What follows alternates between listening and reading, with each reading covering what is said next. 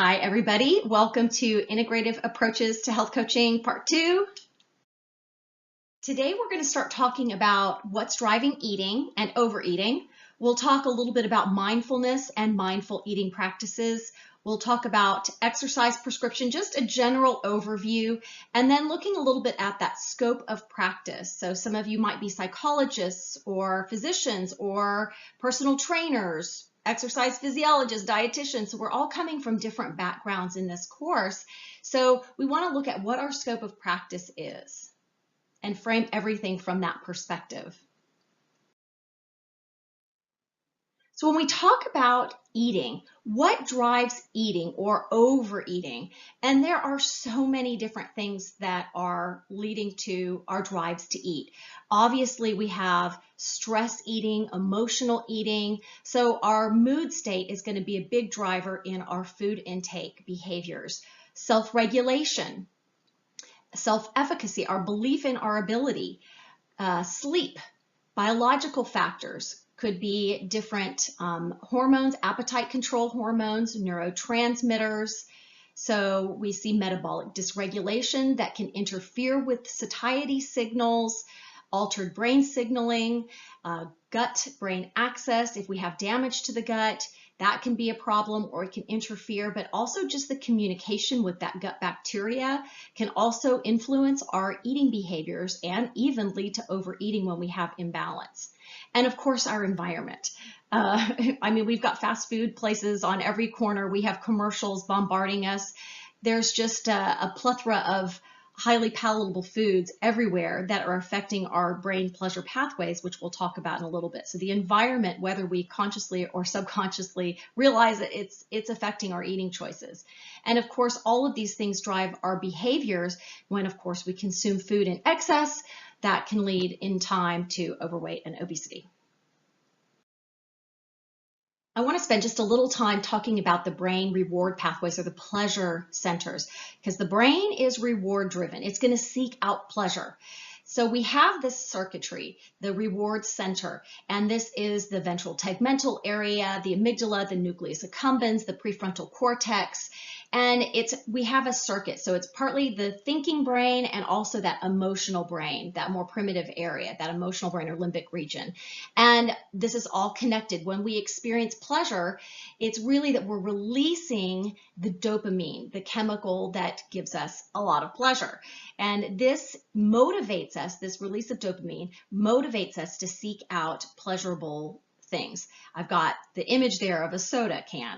We look at studies like functional MRI scans or fMRI, they will sometimes have the subjects sip on a soda in the scan while they're getting scanned, and they actually will see, they're like fed a little straw, they see that the brain lights up, the pleasure centers of the brain will light up when they have something like a sweet beverage. And what's happening is we're having that release of dopamine. And if you look in the right-hand side, the image there, I've got two neurons coming together, so two brain cells coming together, and you've got that synaptic gap in between. When we have a stimulus, something that's pleasure, we release dopamine. So we see that vesicle. It's like a little pouch within that presynaptic neuron. That pouch is going to dump the dopamine into that synaptic gap. The dopamine is then going to bind with its receptor. So if you think of that mitt like the receptor and the dopamine like a baseball, they've got to come together. They've got to connect. And the more they connect, the more pleasure. So if we have more chemical, more receptors, more ability to have connection of the dopamine and its receptor, this could be other neurotransmitters as well, of course, the greater the effect. And so we see with things like sugar, we're going to get a good release of dopamine. Drugs, of course, things like cocaine, cigarettes, the nicotine, those are going to also release lots of dopamine, more so than food. Typically, you're going to be really flooded with dopamine. But any time we're releasing dopamine, it motivates us to seek out the behavior. And we create memories for that. So we're more likely to seek out that behavior again that has given us this sense of pleasure. So whether it's hedonic pleasure or eudonic pleasure. And so what we see with people under stress is that nobody wants to feel bad. So when we're under stress, we're more likely to seek out these behaviors that give us a sense of pleasure because we're trying to, in a sense, sort of self-medicate. And of course, even just seeing a billboard on the freeway for food when we're stressed, the subconscious is like, ooh, that's going to make me feel better. So what do? We go towards the food. And of course, there's quite a lot of research on emotional eating, and we're doing this, as I was saying, to sort of regulate our mood. So emotional eating, of course, it doesn't work. And that candy bar might make us feel better for a little while, but ultimately it's not the act of kindness if we're overindulging and or we're using food to cope on a regular basis. Every now and then it's fine. But if we're doing that on a regular basis, then we aren't learning good coping mechanisms to basically soothe ourselves from within. We're using some kind of a substance, whether it's food or something else, to soothe ourselves in some way. So emotional eating, we know that it is a significant predictor of weight gain. It reduces our ability to lose weight. And if we do lose weight, we're more likely to regain that weight if we're emotional eaters. It's associated with high levels of chronic stress. So emotional eating actually increases our stress. We're using the food to combat stress half the time, but it actually increases stress, which creates, of course, this vicious cycle. And what's happening when we're under stress, of course, is the production of chemicals. We have catecholamines or stress chemicals like cortisol, norepinephrine, epinephrine. Part of it is, of course, released, the nervous system itself. We talked about SAM, that nervous system response, which is really fast, but also the HPA axis, the hypothalamic pituitary adrenal gland axis. And of course, when that's activated, we have the release from the hypothalamus. When we have the stressful stimuli, the hypothalamus in the brain is going to release corticotropin releasing hormone. That's going to activate that pituitary gland. The pituitary gland is then going to release the ACTH. The ACTH is then going to go to the kidney, actually not to the kidney, but the adrenal gland, which sits on top of the kidney like a little hat. And that's going to release cortisol. And we release the cortisol. And of course, cortisol in and of itself is fine. We need cortisol. It's really important for us. The problem is when we have chronic stress, we're releasing too much cortisol constantly. And that interferes with blood glucose levels. It interferes with nerve chemicals. We can see more imbalance in some of those pleasure neurochemicals. We have more irritability. Of course, if you alter neurochemicals, that can lead to irritability, and blood sugar fluctuations can lead to irritability and poor mood state. We feel more tension. We have poor sleep. We have more insomnia. We have more anxiety, depression, inflammation, oxidative stress. And the list, it goes on and on, but a lot of these factors are going to be connected too. So if you think about a poor mood state or depression, for example, we see inflammation underlying depression. So if we have greater inflammation, that can increase risk of depression. We have depression, that can increase risk of inflammation. And of course, inflammation is connected to all of our chronic diseases. We know that cortisol increases oxidative stress, but inflammation also increases oxidative stress. Remember, oxidative stress is just that imbalance of antioxidants to free radicals. But what happens is that starts to damage the brain. So what happens when we have that oxidative stress or increases in free radicals is that we start to damage and even kill off the neurons within the brain. So we start to actually see a lot of this cell death in the hippocampus. The hippocampus is an area of learning and memory. We start to see a reduction in neurogenesis, genesis creation, so the neuron generation. So we start to see a reduction in the creation of more neurons. We start to see that hippocampus shrinking over time. We see this in more in depressed people. We see this as we age, but we see this also with stress, chronic stress. And what happens is the amygdala, that fear center, starts to take more control from the prefrontal cortex as well as the hippocampus. And so we start laying down more fear memories. We start not having that good connection with the thinking part of the brain, that prefrontal cortex, the PFC. And when that happens, we don't make good decisions. We don't tap into the more joyful memories. And we start to actually create more stress. We experience more stress. We perceive more stress. And what does that do? That actually leads to a greater increase of cortisol. So we create this vicious cycle.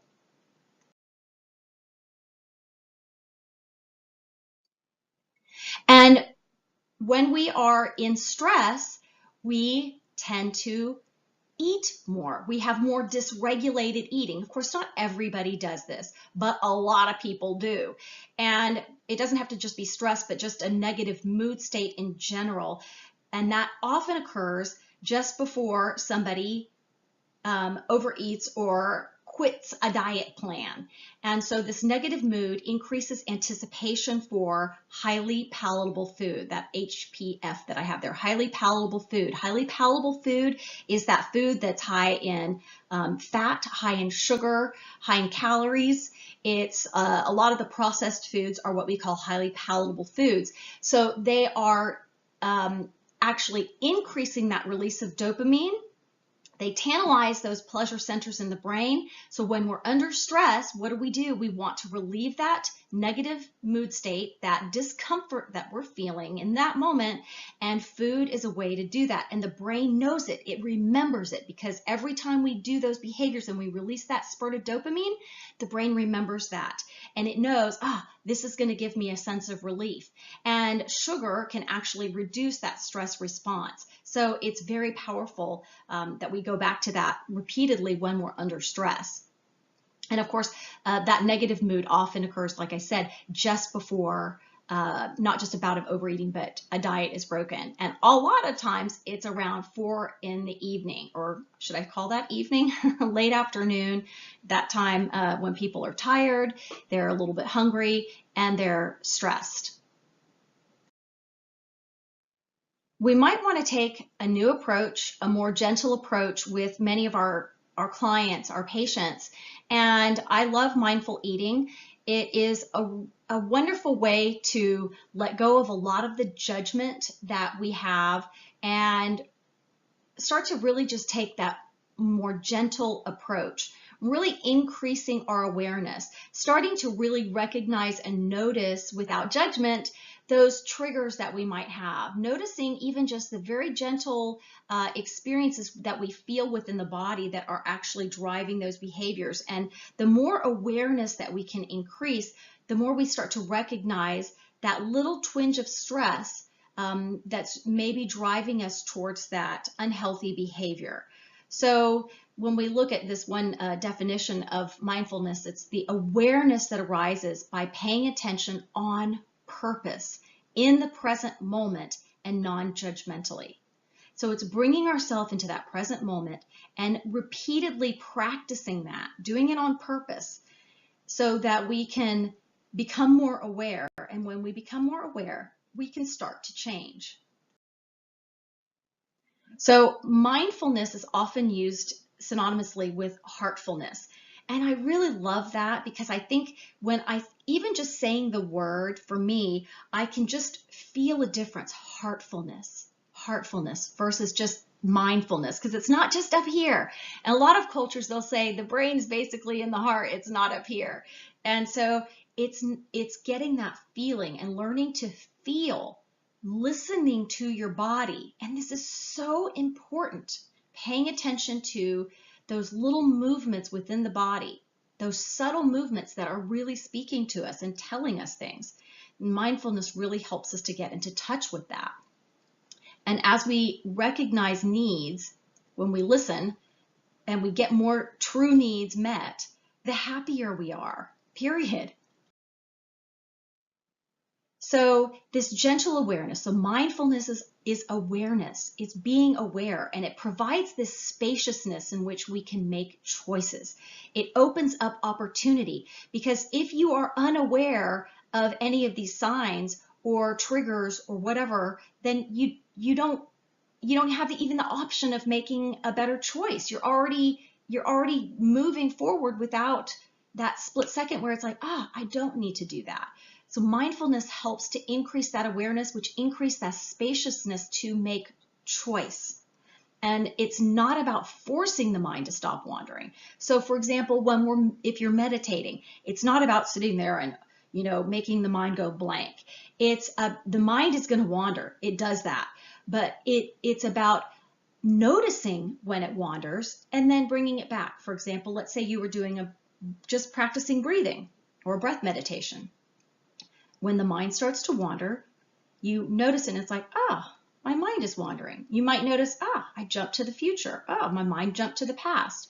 You know, kind of even just in a split second, just recognizing it, not getting caught up in it, but just recognizing it. And then bringing it gently, your focus gently back to your breathing. Maybe you notice the breath in the nose. And so you just notice, what does it feel like? Where do you notice it the most? Maybe you notice the breath in the chest or the abdomen. And you just bring your attention back to your breathing. And you just relax. What's really interesting, I found when I did a silent retreat, was that after doing, meditating for hours and hours and hours a day, and I started to become very, very aware of these very subtle feelings in usually somewhere in my abdomen or my chest or my throat. So when my mind would start jumping towards the future and I might all of a sudden start thinking about something I needed to get done, or maybe my mind jumped back like, oh, I wish I had done this, whatever it is that your mind just sort of jumps around. And so what I started to become aware of was just this slight little movement. I don't call it a twinge, but it was very gentle. But every time my mind would jump somewhere to the future or the past, I would notice this little stress response. It was a very mild stress response that I became very, very clearly aware of during this retreat. So when I went back into my regular life, I started noticing, I could feel that very gentle sensation. I'm like, that's the stress response. Again, it was very mild. It wasn't like, oh my God, I'm so stressed. It was very mild, but it was enough for me to be aware of it and recognize it and say, okay, what do I need to do? What do I need in this moment? And just taking a few deep breaths and just relaxing and saying, I don't need to focus on what may be in, 5 months from now. It may never happen. It's not worth worrying about, stressing about at all. So it's just bring back to the present moment. What am I experiencing now? And what I also found was so profound for me was that when I would bring myself back in the present moment, I would notice things around me that were beautiful. Like I was walking one day at this retreat and I was just sort of but then I thought, okay, I'm going to stop and I'm going to just breathe. I'm going to check it out. I'm going to be, brought myself back in the present moment. I saw a whole family of deer grazing, a whole family, little babies and the parent. I mean, it was just beautiful. It was so beautiful. And had I just kept moving, I would have missed it. I would have just walked right by. But I stopped to bring myself consciously on purpose into that present moment. And I got to experience something really beautiful that brought me a sense of joy and peace and happiness. And I can still even reflect back on that today, years later, and it still gives me a sense of happiness when I recall it. So that's the power that being in the present moment has. That's the power that mindfulness can have, because the more we bring joy and happiness and positive experiences and positive effect into our lives, it decreases drives to overeat. It makes us happier. It touches our lives in a positive way. And so just want to get to my last bullet there. It's about being aware of the wandering mind. It's about being aware of that wandering and then gently, out that critical sense of like, my mind's wandering, I gotta bring it back. A lot of us are very critical of ourselves, and a lot of it is subconscious. We might not even recognize it. Well, the mindfulness can help us to become aware of that critical voice and to start to become more gentle and to go through our life with less judgment. And when we talk about compassion, we're going to talk a lot more about this and what it's actually doing and how it's provoking the stress response. But basically, when we notice the mind wandering, we can redirect our attention back to the present moment. And again, that could bring us a lot more peace and joy. And we've seen this in research. There is a huge study that was conducted by Harvard scientists. It was one of the, really one of the first large-scale studies to look at happiness in daily life. And what they found is that a wandering mind is an unhappy mind, and that the mind is wandering about 47% of waking hours. Our mind is jump into the future, jump into the past. We are not in the present. About half of our day, half of our waking day, we are not in the present. And we're not as happy when we're not in the present, when our mind is wandering. So no matter what people are doing, they are much less happy when their minds are wandering than when they're in the present moment, when their minds are focused. Mindfulness helps us to bring ourselves into that present moment. So we see when people's minds are wandering, this comes from out of this research, we see that there's this area called the default mode or the default mode network, which is active when our mind is wandering. And research suggests that mindfulness meditation actually decreases the activity in that default mode. So this is showing us decreased mind wandering. So when we're practicing mindfulness practices or meditation, other things, anything that's really bringing us back into that present moment, it can help to reduce that mind wandering. And what does that mean? That we have more opportunities to be happier, because when the mind is wandering, we're less happy. And mindfulness also reduces wanting. So we know with things like addiction, it's about wanting. I want it, even if it's horrible for me and it makes me sick and I hate it, but I want it. And so we struggle with this wanting something and disliking it. And mindfulness is associated with decreased attachment. It allows us to detach. When we practice something like a breath meditation, for example, every time the mind wanders, you bring it back. Wanders, you bring it back. It wanders, you bring it back, because it wanders. That's what the brain does. That's what the mind does. So the more we train our brain through this process of just gently bringing it back to the breath, repeatedly doing that changes the brain. Remember, these are roots. And with practice, the roots get deeper and bigger and stronger. So that's what we're doing. We're creating new roots. And so we're learning, our brain is now learning through that positive neuroplasticity, through the mindfulness practices, it's learning to detach from whatever it is. So wherever my mind went, I'm learning to let go of it without judgment and just bring my mind back to the focus. So it teaches us how to focus. It teaches us how to let go. It literally, mindfulness practices, and this has been shown in many, many studies, it changes the structure and the function of the brain in positive ways. And so we learn how to let go of our attachments, maybe food, maybe cigarettes, maybe a mood state of being angry or depressed or whatever it is. We start to learn to let go of all of these attachments that we have. And this decreases the influence of wanting.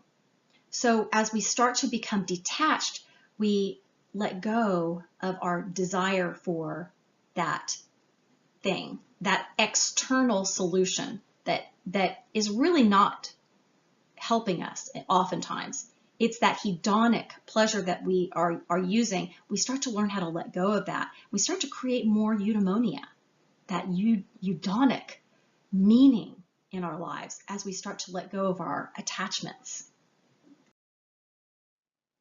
And some of the research, and these are some of the areas that have been researched that continuously come up and being changed by mindfulness practices.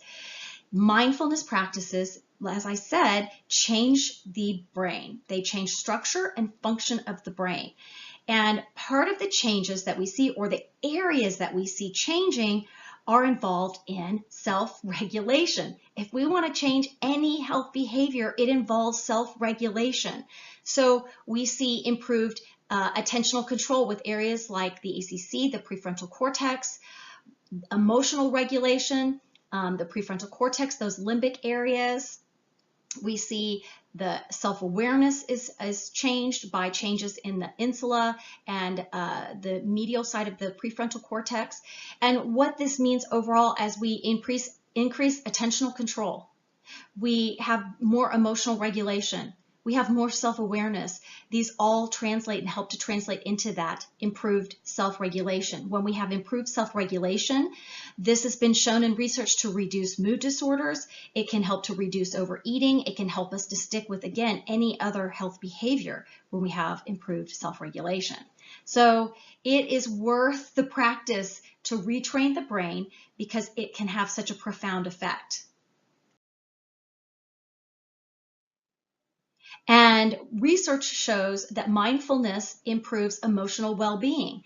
So here's just a little list. We see reduced stress reactivity, reduced depression, reduced anxiety. We see improved coping style, improved self-control, reduced or increased objectivity, decreased rumination. So we're not thinking and overthinking and going over and over and over something that's bothered us or upset us during the day or in our life. We see reduced emotional reactivity. I have to say, when I started practicing mindfulness training and emotional brain training as well, which incorporates lots of things like, which incorporates aspects of mindfulness and compassion, but my reactivity went down so much, especially with my children. So when they would do something, if they were fighting and I'm like, oh my God, I'm going nuts, I started to realize how I was less reactive because I was less attached to what they were doing and trying to control the situation. I talked about that merging and distancing, those behaviors that we often have, was more able to disconnect from being too involved in what was happening and losing my own sense of self and needs and just reacting to what was going on and getting too connected to their emotions, their anger and frustration. So I started to find that I was able to stay present and empathetic and compassionate, but calm, and not get angry when things weren't going perfectly. But what I found too was that actually works a heck of a lot better than yelling at them. It works a heck of a lot better because my calm brain, their little brains will feed off my calm brain and they calm down. They calm down. We talked about mirror neurons, right? We are connected beings. And so if I stay calm and I listen and I'm paying attention to what their needs are, and this is important with patients and clients that we're working with as coaches, especially if they get defensive when we are suggesting something or they become aware of something that maybe they don't like. If we can stay in the present moment and stay connected to ourselves, we're more likely to not react, and we can roll with the resistance better. So mindfulness is really great with this. We have more equanimity, we have more balance. So even though things may be kind of stressful, we can stay in balance and in control. Improved concentration and mental clarity. Greater kindness, which touches so much of our lives.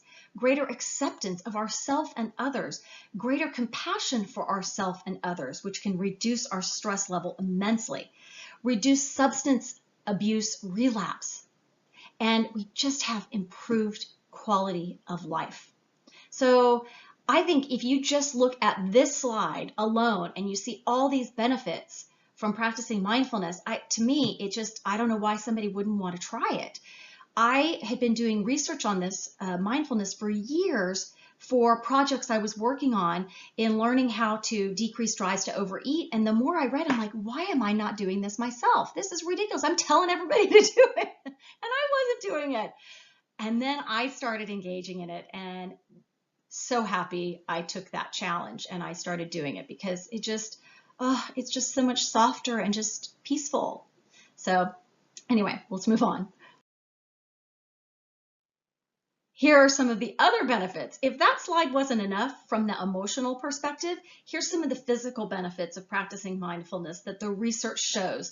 We reduce that HPA axis activity. So that's the stress response is being reduced, right? That hypothalamic pituitary adrenal gland axis. And of course, if we reduce that, we reduce cortisol. We're not just pumping mounds of cortisol, and we see reduced inflammation. Well, of course, if you reduce the HPA axis and cortisol production, you help to reduce inflammation as well. We see improved immune function.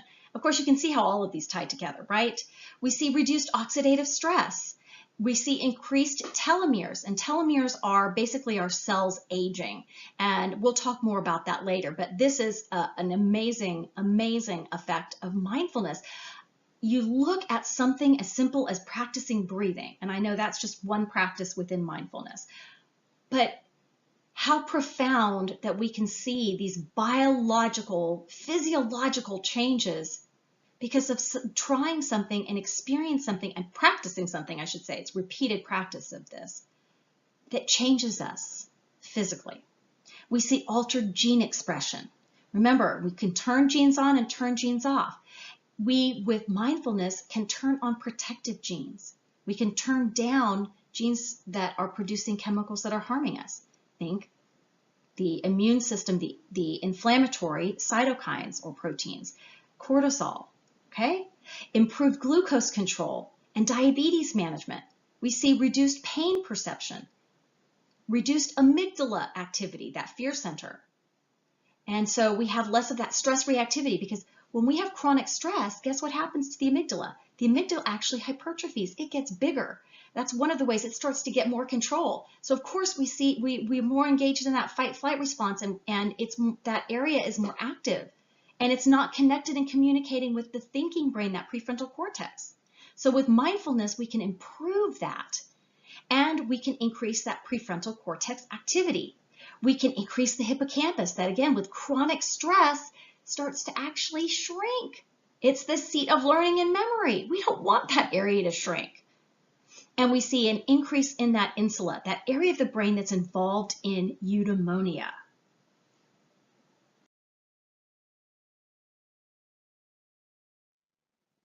So mindfulness meditation. If you practice this, fantastic. If you don't, start to think about these questions for yourself, and also for your clients that you're working with, that you're coaching. So how can you incorporate? And we also have to find out if this works for them. It may not be right for everybody. And there are other things. I've talked about emotional brain training. There may be a spiritual group if they belong to a certain faith tradition, and utilizing different things. So it may not be for everybody, but those are things with the coaching process we have to explore and do it with compassion, and realizing that people have different values and different needs and thoughts than we might. So some of the questions is, how would you incorporate this into your life? When would you do it? Where would you do it?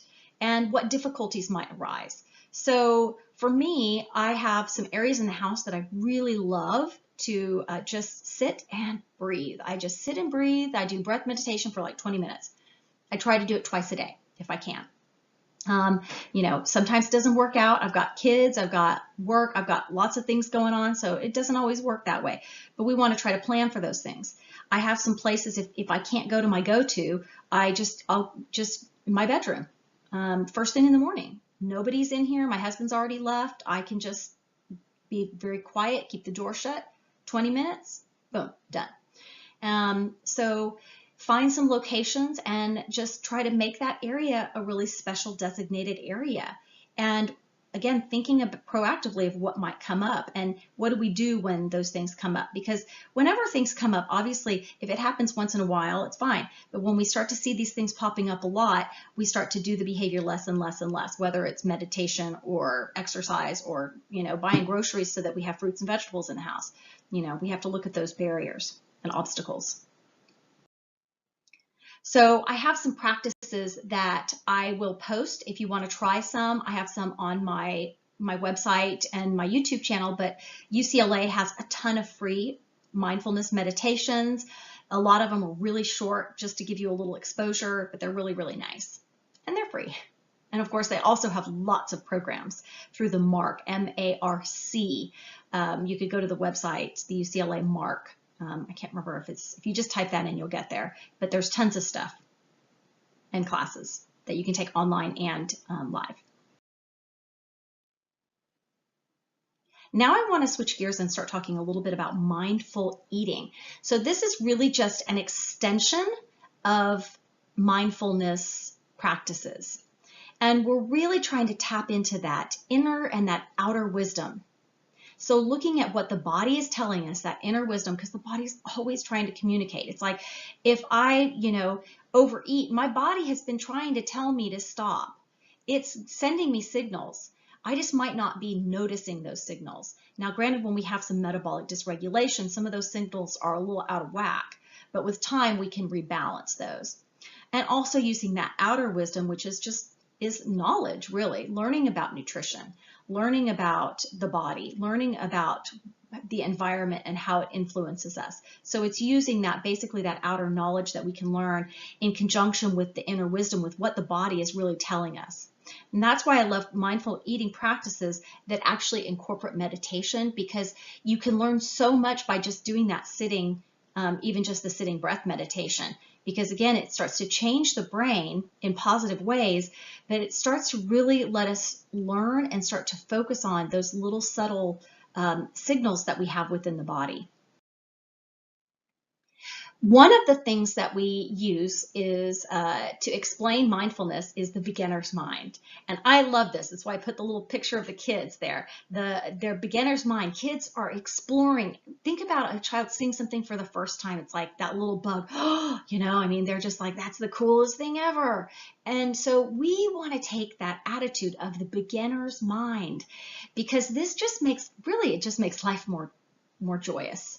And we're using this quality of awareness, seeing things as new and fresh, as if we were seeing something for the first time, like a child, and using it with a sense of curiosity, really just being curious, not judgmental, just curious. So even if we see something that we don't like, that we would normally be judgmental about, just try to reframe it from that sense of curiosity, like, that's interesting, huh?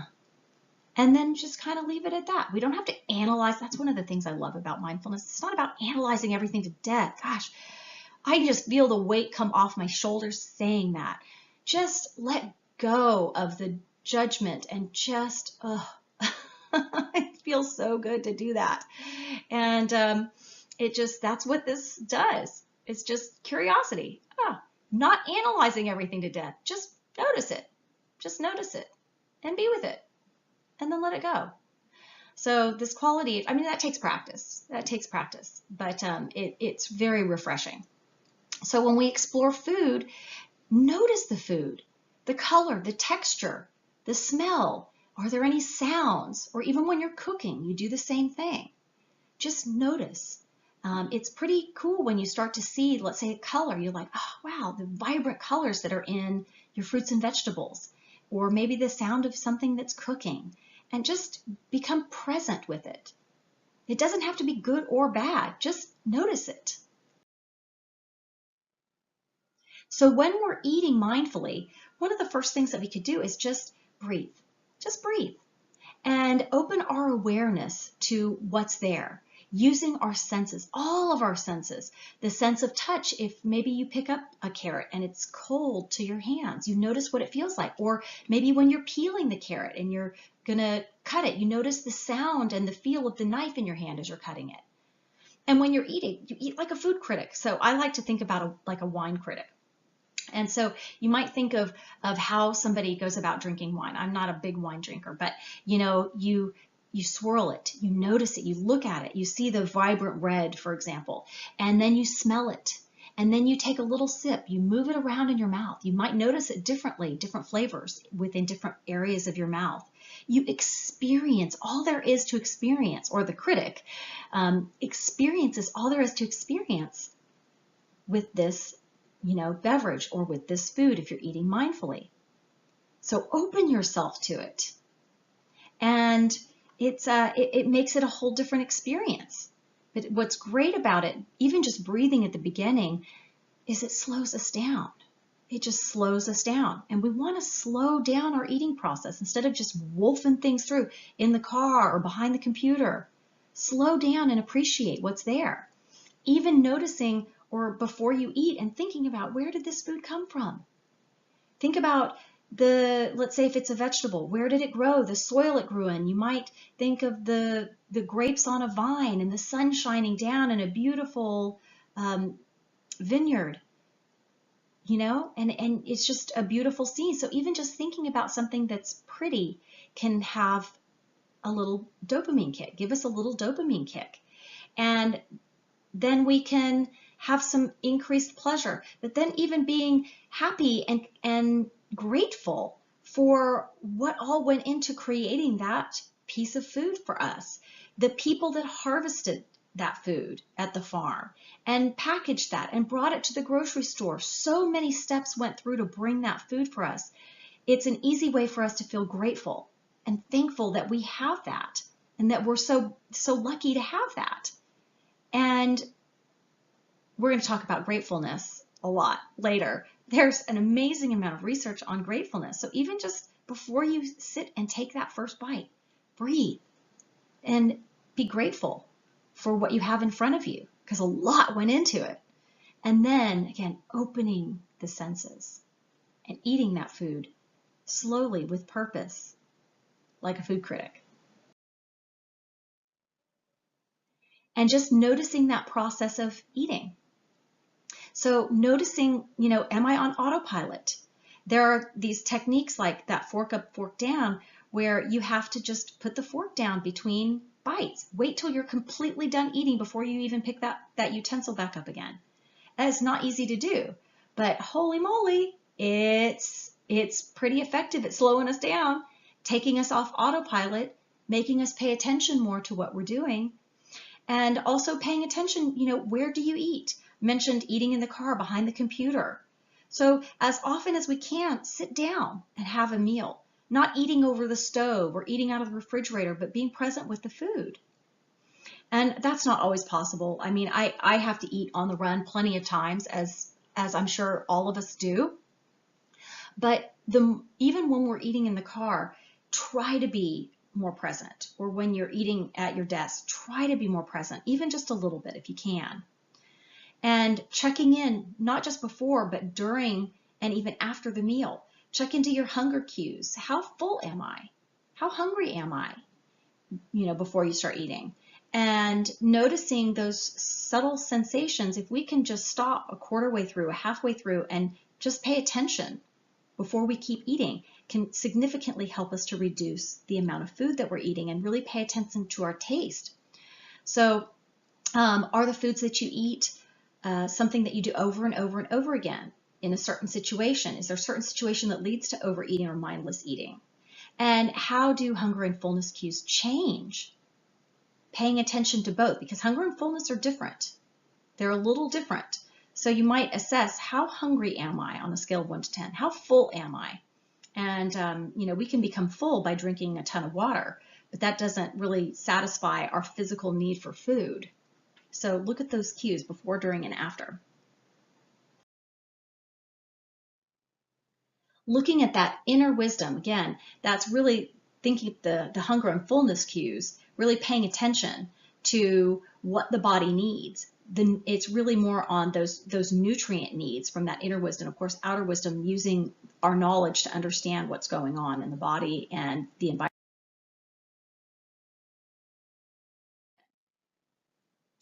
And really looking at where that hunger is coming from. Is it, something like Thanksgiving, where we just eat and eat and eat till we're gorged, and we just completely shut off paying attention to the satiety signals? Or is it something that, we see food and we just want it because it's there, even though we've already eaten a meal? Or the dessert tray comes around and we've completely stuffed ourselves, but it's like, 5 seconds ago, it's like, oh my God, I'm so full. And then the dessert tray comes around and it's like, oh, nope, I could squeeze that in. It's learning to not only become aware and listen to those cues, but honor them more often, learning to honor them more often. I love this study. Dr. Wansink, he has a lot of these great cartoons around mindless eating. He's done a ton of research in this area, and all of these cartoons he has on the website are actually from the research that I believe probably all his research. I don't know if it's from others as well anyway, but this is a really interesting study. If you look at the cartoon, and the scientist is over there asking, when will you be full? And the person that's sitting behind the bowl of soup says, when I reach the bottom. As most of the think, well, I'll be full when I'm done. And then the researcher is thinking to himself, well, good luck with that. Because what they did in this study is they actually had a bottomless soup bowl. So they continued to fill up the bowl without the subject knowing it. And so the subjects would continue to eat and eat and eat and eat, even though they were well past eating one bowl. So the bottomless soup bowl subjects ate 73% more soup, 73% more soup, but they estimated they ate the same amount as the people that just had the one. They thought they ate the same amount, but they had 73% more. So the visual cues are really, really impactful. And I always think about when I was a kid, I used to always ask my mom, please, or my parents, can I please eat the 6 shrimp meal? I want the 6 shrimp. I always wanted the 6 shrimp. And my mom would always say, no, you won't finish it. You're not going to finish it. Your eyes are bigger than your stomach, she would always say. And she was always right. I could never finish it. Every time she let me do it, I would never finish it. So here are those hunger and fullness scales that I mentioned. So looking at these separately, sometimes people will combine these, but I think it's a great idea to look at them separately, and that's what we do in the mindfulness-based eating awareness training program, which I'm certified in. And so here is, what does physical hunger mean? So even asking your clients, what does hunger mean to them? When do you know, when do you know you're hungry? What are the signs of physical hunger, not just appetite? So again, letting go of, the non-physical hunger means it's non-cellular hunger. What does hunger feel like? So people will say things like, of course, well, my blood sugar drops, I may start to get irritable. We hear people say hangry.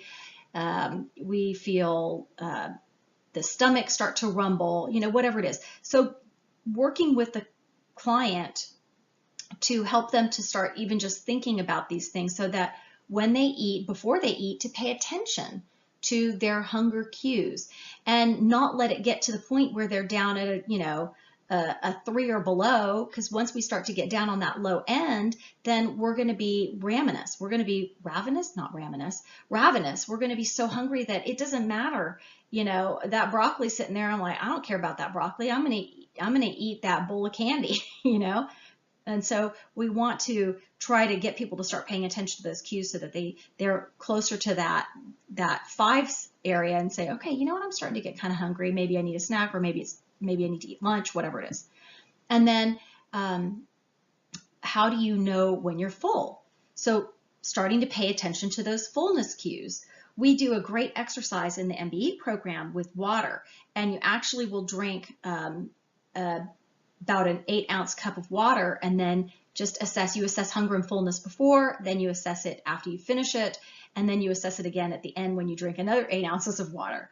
And so it's pretty interesting, and you start thinking and looking at the difference between being full and being hungry, because boy, I'm full, but I was hungry before I did this water exercise. And now my hunger scale has changed. I'm not as hungry anymore. But what happens after? How long will that last? Filling up on a beverage, like just guzzling down a bunch of water or a soda, or diet soda, whatever, it leads to a temporary sense of fullness, but it actually doesn't fix the hunger, because the body, if the body was hungry in the first place, you're still going to be hungry when that wears off. So a lot of people, of course, what they do when they're dieting is they try to drink lots of beverages, they drink lots of soda because the carbonation fills up and gives that gastric distension, so they have a false sense of not being hungry and trying to control. So part of mindfulness is really learning to let go of the control. When we have this desire to control everything, it actually can create a little bit more stress, and that goes against what we're trying to do.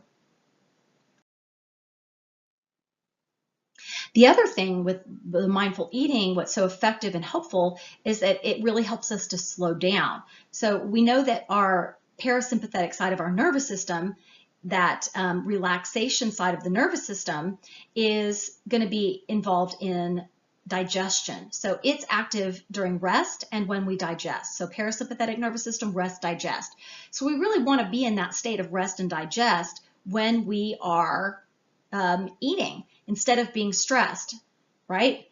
Because of course the sympathetic side of the nervous system is in charge of that fight-flight response. We don't want to be in fight-flight during our meal. We want to be in a state of relaxation where the parasympathetic side of the nervous system is engaged.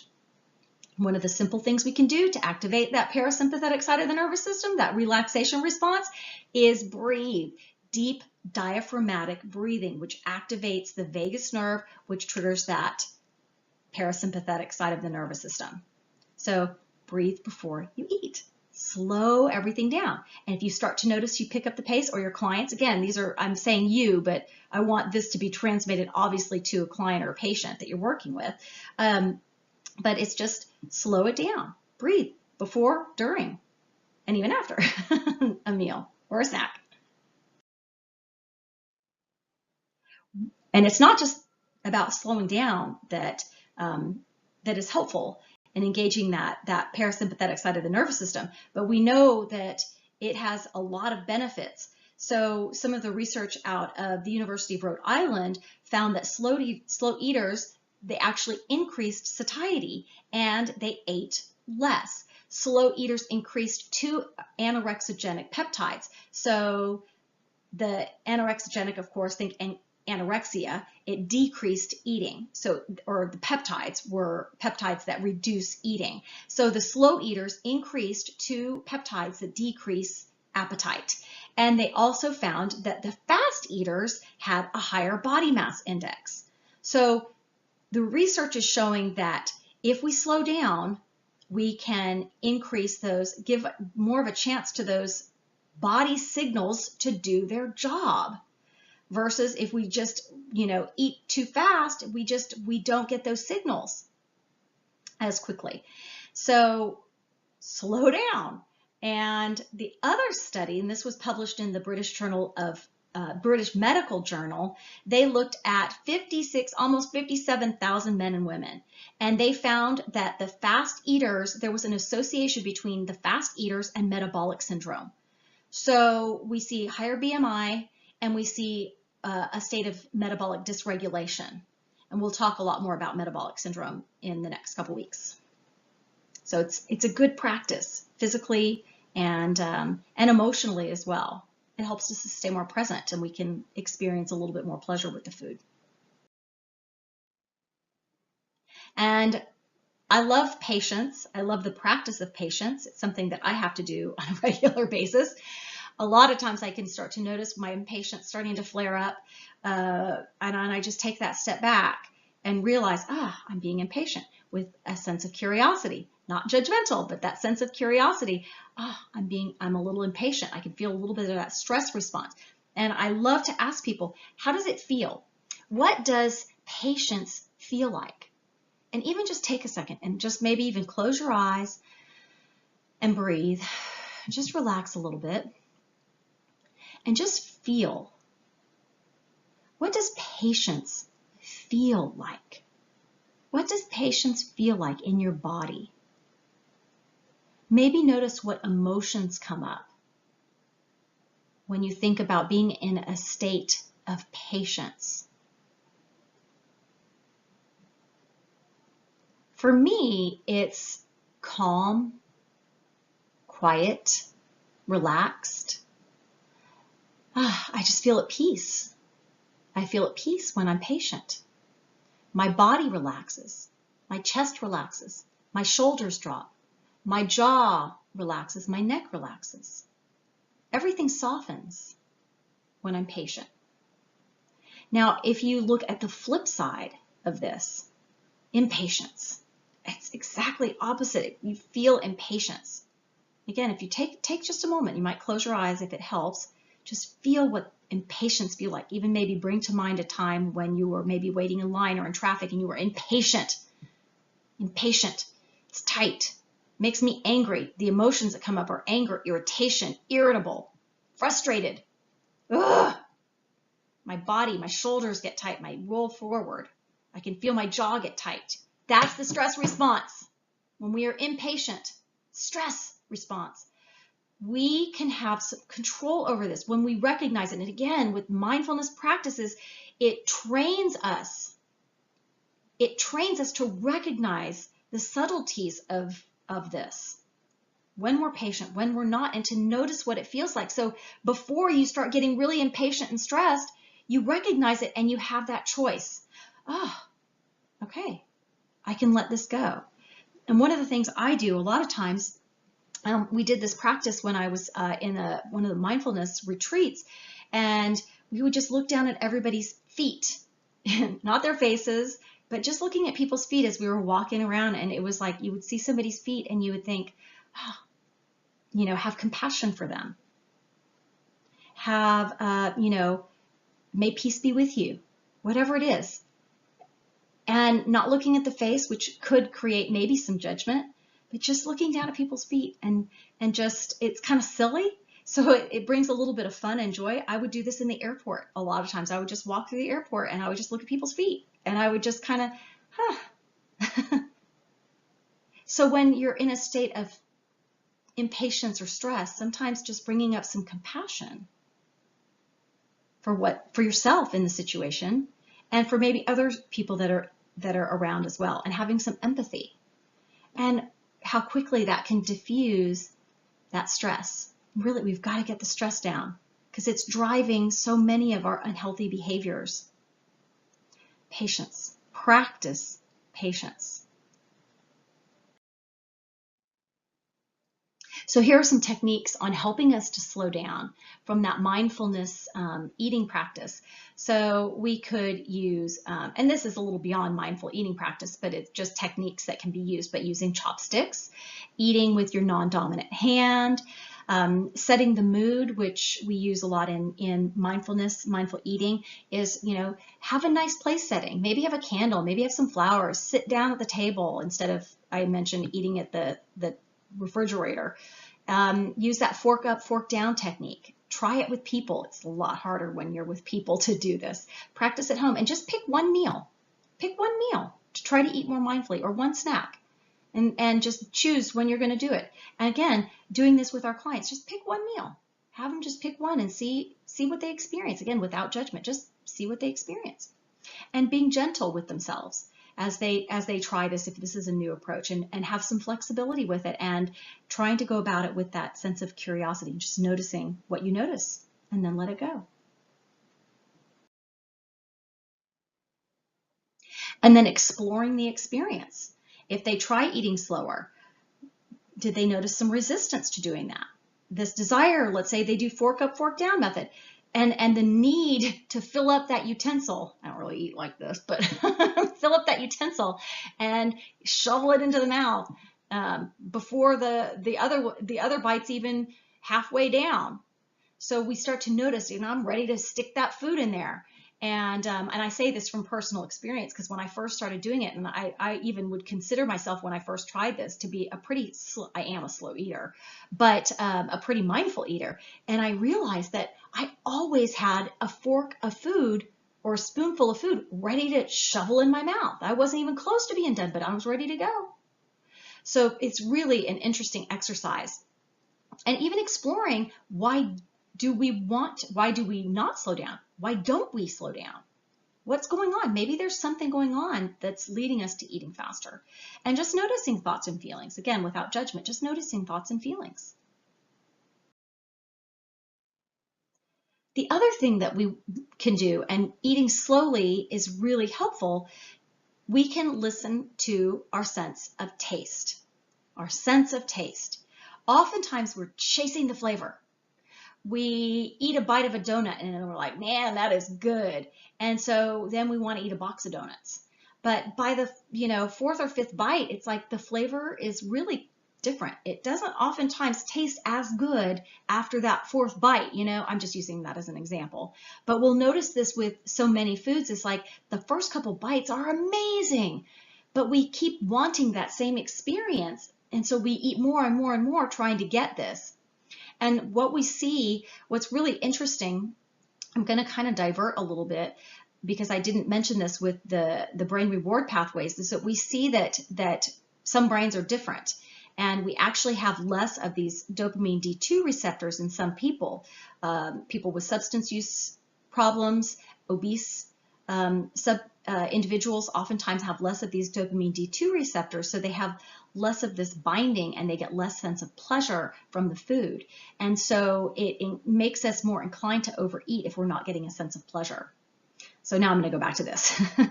So when we look at taste, and you can kind of think about that wine critic. I mentioned they kind of swirl the wine around in the mouth, and you experience food and beverages and differently in different parts of the mouth. And so when we take our time to eat, we experience the food differently, but we get signals sent to our brain very quickly. These taste receptors, we get signals sent to the brain pretty quickly, and it tells us, the brain is telling us, I'm good. I don't want this anymore. I don't want this flavor anymore. And so if we start to slow down, we can start to notice this feedback coming from the body and the brain. And practicing slowing down really helps us to get in tune with that, because this one can be a little bit more challenging for people. So I have this little meter in here. It's like, taste meter 0 to 10. Where are you in here? And really starting to judge, okay, I think I'm good, and honoring that more often. I love this. Is another one of those studies from Dr. Wansink, and this was looking at taste satisfaction. And when you look at different cultures, we look at the French, and they talk about that French paradox. Well, the French, and it was always like, why don't the French get fat? And one of the reasons is because they actually listened to their body a little bit better, and they stopped eating. I think part of it too is that oftentimes they have foods that are less processed, and I think that has something to do with it as well. But when you eat more vibrant, healthy, nourishing foods, your body senses nutrients as well, and it gets a sense of satisfaction knowing, okay, I'm getting what I need.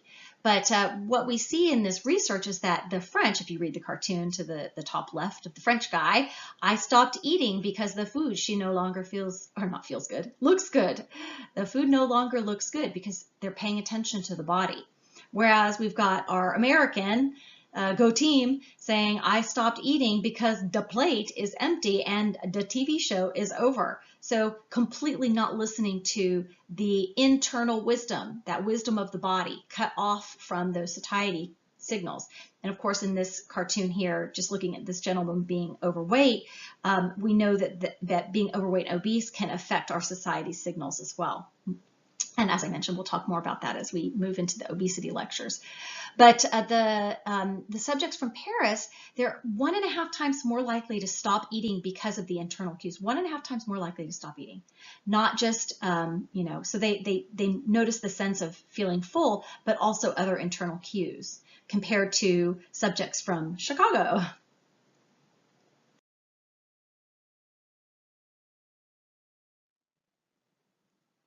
The other thing that we see with taste satisfaction is that the bite size can matter. There's a number of things that can influence our taste satisfaction, but the bite size has an effect. So satiety is reached faster and with less food when we eat smaller bites. So it doesn't even, regardless of the calorie content, satiety is reached faster when we take smaller bites. So instead of having a big, bite of food, here I am with my shovel, have that smaller bite of food. And we have greater sensory sensations of that flavor when we have more bites. So we get that satiety signal faster. That taste satiety is reached sooner because we have greater sensation. The taste receptors are getting greater sensation.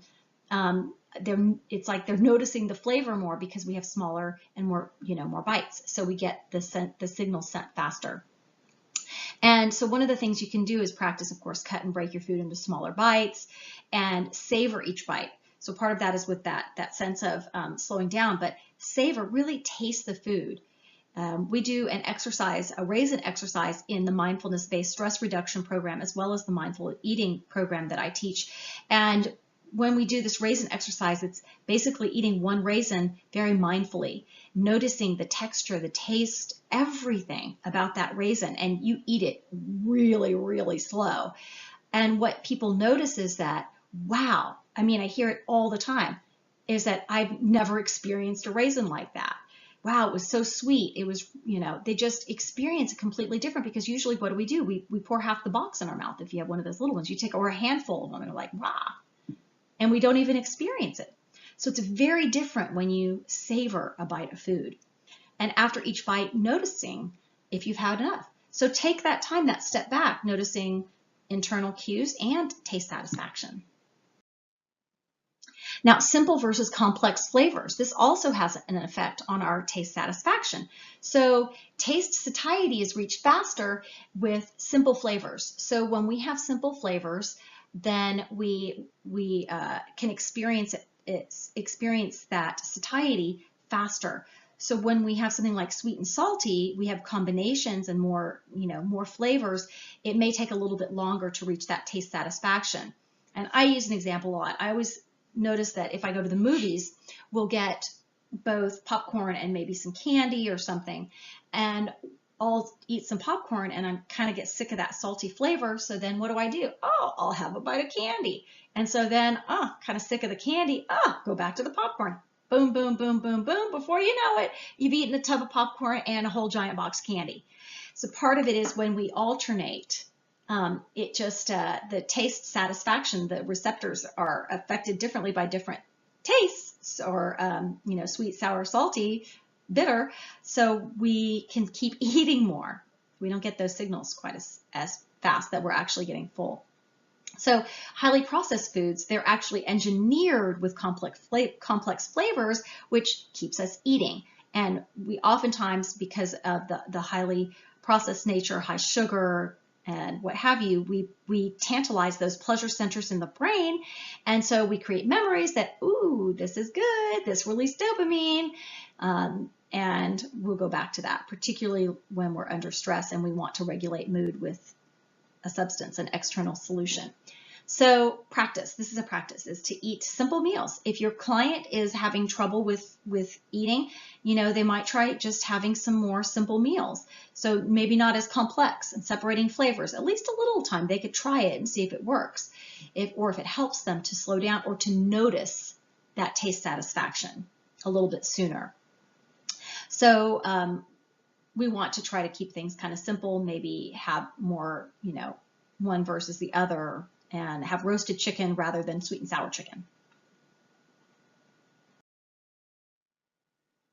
Liquids and solids also make a difference in our taste satisfaction. And we know that the obesity epidemic has risen with the increased consumption of a lot of these liquid calories, not just soda, but of course all of these beverages that are just loaded with sugar. They have just as much sugar or high fructose corn syrup as the soda does. So we've got to get people aware of this. And to me, working in this industry, and you too, I'm sure, you think everybody knows this, but they really don't. Not everybody knows this stuff. So we need to educate people. And, we see that obesity increasing in children in part because of so much, not only soda, but so much fruit juice. And we've got these excessive loads of fructose in the diet. But these liquid beverages are providing less oral sensation to so we get less stimulation. So there's less oral sensory stimulation, and they're not on the taste buds as long as a solid food. So we don't get quite that same sense of taste satisfaction and signals getting sent to the brain. So we may actually consume more. And if you look at liquids, are often low in fiber as well. And of course, when we don't have fiber, that the food is going to go through the GI tract faster, and we don't get that gastric distension that we get from fiber. And so we tend to eat faster, and we don't get the signals. Part of the signal of being hungry, of course, not hungry, but being full, is that gastric distension. And the nerves around that, like the vagus nerve, will send signals to the brain that the gut is full, we don't need any more food. But what happens with these liquid drinks is they bypass that. And we'll talk a lot more about fructose and high fructose corn syrup and how it just, the way that we process that is different from something like glucose, and it affects our signals differently as well. Now, our environment, of course, is very powerfully influencing our eating behaviors. If you look at restaurants, they use music, lighting, images, smells. If you think about just walking into a food court, if you walk into a food court, what do you smell? It's like the cinnamon. It's like, whoa, you can smell it like halfway across the mall.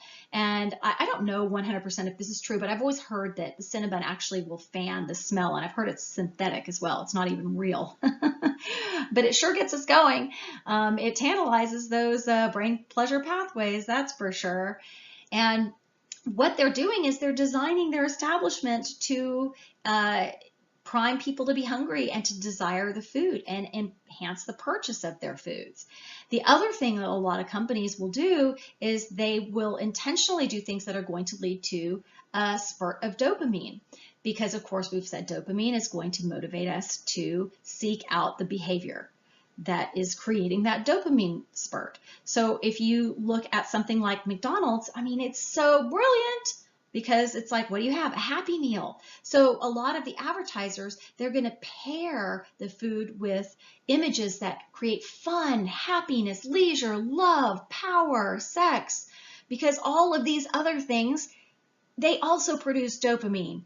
So they create that combination. You kind of think about that Pavlov dog, right?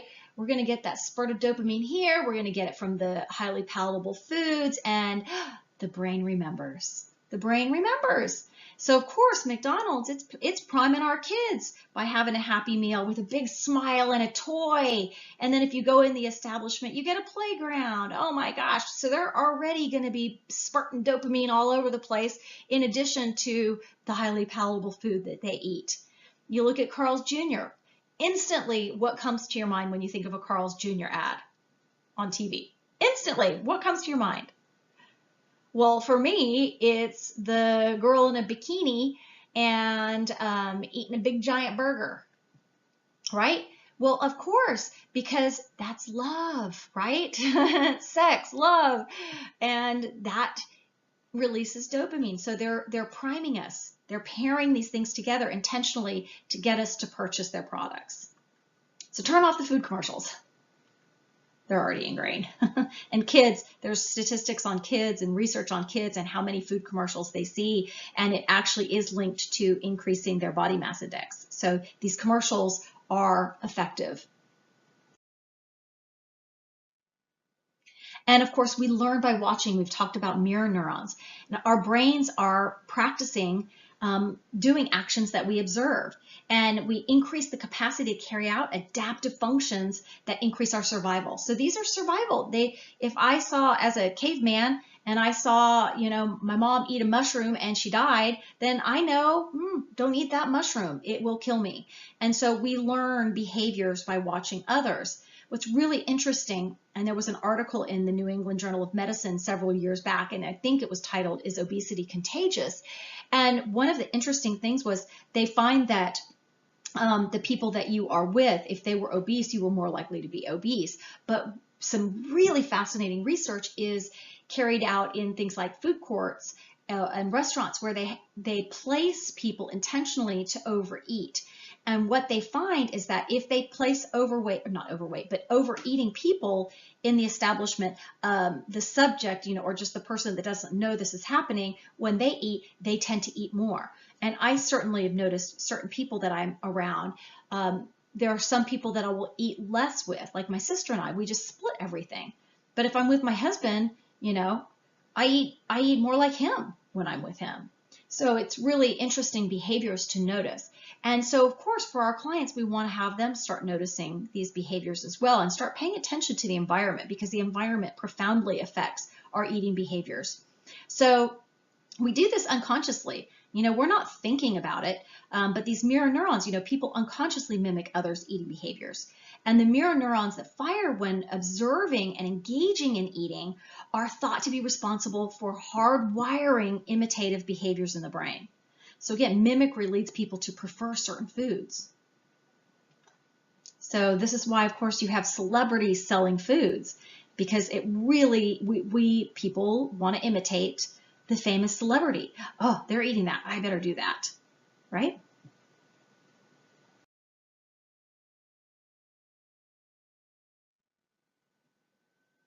And when we look at areas, let's say work environments, this can have a really big impact on our eating behaviors. The Center of Disease Control, the CDC, researchers from the CDC found that individuals consuming, or they actually ate about 1,300 calories per week from foods and beverages at work. So if you have an office that's filled with donuts and candy, then you're more likely, obviously, to eat those things. And of course, there's a lot of research looking at candy jars and how far away they're placed from an individual. The closer they are to you, the more you eat. And so In this particular study with the CDC, the study found that it was more common for people to get the food free than to buy it. So if there's free food, of course, people eat more of it. And employers absolutely can influence the health of their employees by offering healthy options through work and using workplace wellness programs that can help to promote healthier eating at work. The company I used to work for, it was fantastic. We had a wonderful cafeteria that had a ton of really healthy foods, wonderful salads, a lot of variety, because they wanted us to be healthy. Of course, it was a health company, but they wanted people to be healthy. And they had a fantastic wellness community or wellness program that helped to facilitate health in addition to the healthy food options that we had on site. And of course, the environment. We want to really be aware of that environment. And the first thing that you see, you're 30% more likely to eat. The first thing you see, you're 30% more likely to eat. So in this cartoon, hey, I think I'll have potato chips for a snack. Of course, she sees those. That's the first thing you see. There's one little apple in there, but she doesn't see it because what she sees is the chips. This is one of the things I do at home in my house is I really try to be very conscious of what's being seen. I have bags of nuts on our countertops. I have fruit on our countertops. So I have healthy options that are just visibly seen in our refrigerator. I have things like kefir and yogurt right in the front and healthy options. Now, I will have some, maybe some tortilla chips if we want to make guacamole or whatever. So it's not that I don't ever buy any of this stuff because I do, but I don't buy a lot of it. But I also put it away. I always put those away, and I put them in shelves where my kids aren't going to see them, where my husband's not going to see them, and where I'm not going to see them either. But I will put them in places that are less visible, and that helps us to keep going back to those healthier options that are the thing that we see first. So again, first thing you see, 30% more likely to eat. A couple techniques that I love, this can be used with food, this can be used anywhere, anytime, is using the acronym STOP and RAIN. Stop. Whenever you just do this periodically throughout the day because it helps us to increase our awareness, but also with eating or when you notice stress. This is a great technique, or both of these are really great techniques to use when you just feel stress. It's just stop. Pause. Pause. Take a few deep, relaxing breaths. You want those breaths to go all the way down to the diaphragm. I tell people, put your hand on your diaphragm or on your abdomen and just notice if your stomach rises and falls. We want that abdomen to rise and fall, even just a little bit. Deep breath in and slow breath out. Just nice and controlled. Again, trying to engage that vagus nerve to turn on that parasympathetic side of the nervous system so that we can relax. And then we observe without judgment. Just observe. How do I feel? Maybe observe thoughts, feelings within the body, sensations, or emotions. And maybe even noticing the physical sensations you feel with a certain emotion, whether it's stress, anxiety, or something like love or happiness or joy. What does that feel like? There's actually research that has actually mapped our emotions within the body and where and how people experience emotions within the body. So again, this is one of the things I love about mindfulness is it really brings us to our body, and emotional brain training really brings us to our body and noticing the emotion within the body, because we feel emotions in our body. We don't feel them up here. We feel them in our body. So stop, take a few deep breaths, observe without judgment, and then proceed. Simple. Well, sometimes it's not that simple, but just notice what you notice.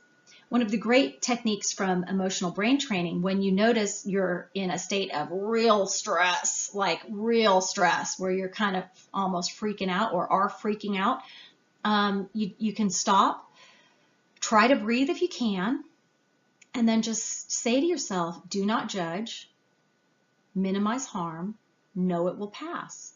Because these moments are just moments, and they always pass. They always pass. I'm not going to stay in that state of stress for, forever. It is going to pass. Or that a moment of freak out or whatever's going on, it will pass. My kids screaming at each other, they're such great examples, because that really, when they fight, it just hurts me and it makes me upset. But that's not going to last. It's going to pass. So do not judge, and that means yourself and others. Do not judge yourself and others. Minimize harm to yourself and others. So if I'm stressed, eating an entire cake, that's not minimizing harm to me, especially if I'm overweight and I'm trying to lose weight. That's not helpful. Going and smoking a cigarette when I'm stressed, it's not helpful. That's not self-kindness. That's self-harm. So minimize harm. It doesn't mean perfection when you say minimize harm. And we've got to get away from this being perfect and never making any mistakes. That is just idiotic. It's ridiculous. Minimize harm and know it will pass. And sometimes if you're in a high stress state, trying to say that whole thing is too much, just log on to one piece of it. Do not judge. Do not judge. Or no, it will pass. No, it will pass. Whatever it is, say it to yourself. And even if you kind of give yourself a little pat, we know that physical touch, and we'll talk about this with compassion, can have a real profound effect. Even if it's just something simple, grab your hand, whatever it is, a little touch can be very helpful in reducing that stress response. So again, stop, take a deep breath, observe without judgment, and proceed. Let it go. Move on. You don't have to analyze it. How great is that? Brain is very similar. Recognize whatever's going on. Allow it. Allow it. Investigate it. You might notice, that's stress. I know I can notice my heart beating faster. And non-identify and just natural awareness. Just notice it. Let it go.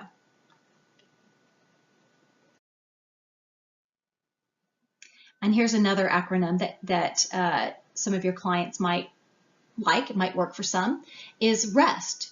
Just rest your attention on a craving or an urge. Just notice it. Rest with it. Experience any emotions, feelings, body sensations that come about when that craving occurs. Again, this could be for food or a substance. And just notice it, sense it with that sense of curiosity.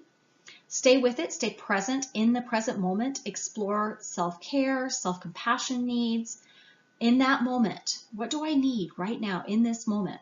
And then just take a few deep breaths and make a conscious choice.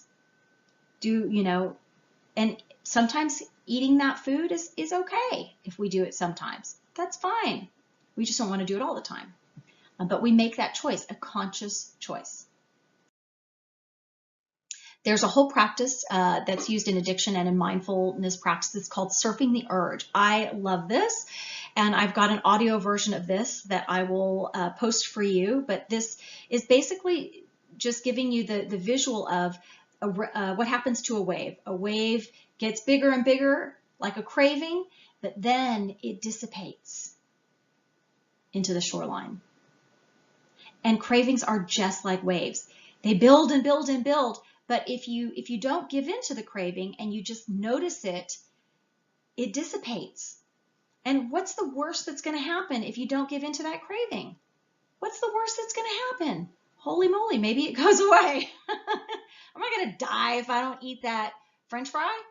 I'm not going to die if I don't eat that box of, chocolate brownies. I'm not going to die. It kind of feels like I have to do it. I have to do it. I can't not do it. But that's the building up. But it breaks and it dissipates. So it's learning how to feel those feelings because they're a little uncomfortable. And we want to give in because it takes that feeling away. It gives us a sense of relief when we give in. But if we write it out, it gives us a greater sense of relief. And we also get to feel that sense of security that we connected with ourselves. We didn't need to use that external source to get our needs met. And it went away. Wow. And it's the same thing with emotions, like strong emotions. You think something like fear. If I just feel it, I notice it without judgment and just feel it in my body. Oh, my heart's racing. Oh, I can notice this physical sensation.